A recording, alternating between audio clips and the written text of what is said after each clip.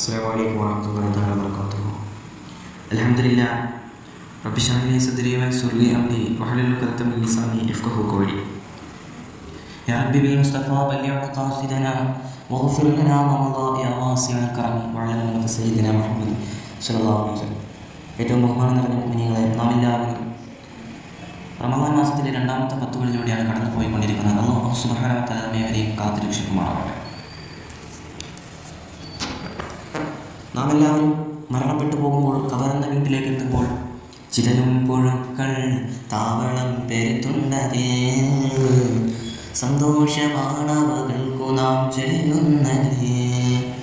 നാളെ നാം കബറെന്ന വീട്ടിലേക്ക് എത്തുമ്പോൾ ചിതലും പുഴുക്കളും നമ്മെ കാത്തിരിക്കുകയാണ്, നമ്മെ ഇരയാക്കി അവർ കാത്തിരിക്കുകയാണ് കബറെന്ന വീട്ടിൽ. പക്ഷേ മുഅ്മിനീങ്ങളെ, ചിതലും പുഴുക്കളും തൊടാത്ത ഒരു ശരീരമാണ് ഖാരിബുൽ ഖുർആൻ. ഖുർആൻ ഓതുന്നവൻ്റെ ശരീരം മണ്ണ് തൊടൂല. അതുകൊണ്ട് നാം ഖുർആൻ പാരായണം വർദ്ധിപ്പിക്കണം. നാം നിത്യജീവിതത്തിൽ എപ്പോഴും ഖുർആൻ ഓതിക്കൊണ്ടിരിക്കുകയും ഖുർആനെ ബഹുമാനിക്കുകയും സ്നേഹിക്കുകയും ചെയ്യണമെന്ന് അല്ലാഹുവിൻ്റെ റസൂൽ സല്ലല്ലാഹു അലൈഹി വസല്ലം തങ്ങൾ പറയുന്നു. നാളെ നരകത്തിൻ്റെ തീയണക്കാൻ പറ്റിയ ശക്തിയുള്ള ബലമുള്ള ഒരു ആയുധമാണ് ഖാരിബുൽ ഖുർആൻ.